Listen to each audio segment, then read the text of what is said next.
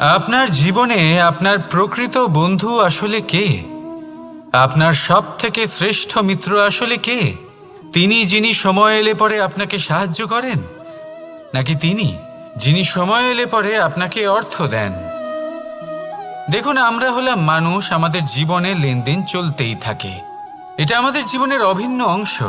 কিন্তু অনেক সময় এমন হয় যে আমরা তাকেই নিজের প্রকৃত বন্ধু বলে মনে করি, যিনি আমাদের একটা বহুমূল্য উপহার দেন, ঠিক কিনা? এবার আপনার জীবনে সেই বহুমূল্য উপহার কোনটা, ওই অমূল্য মিত্র আসলে কে, সেই সিদ্ধান্ত হলো আপনার। কিন্তু যদি আপনি আমাকে জিজ্ঞেস করেন, তাহলে আমার মতে স্বর্ণ, হিরে, মুক্ত, ধন এগুলো বহুমূল্য নয়। বহুমূল্য হলো সঙ্গ, যখন আপনি একা হয়ে যাবেন; সময়, যখন আপনার তাকে প্রয়োজন হবে; সমর্পণ, যখন আপনার বিশ্বাসের প্রয়োজন পড়বে।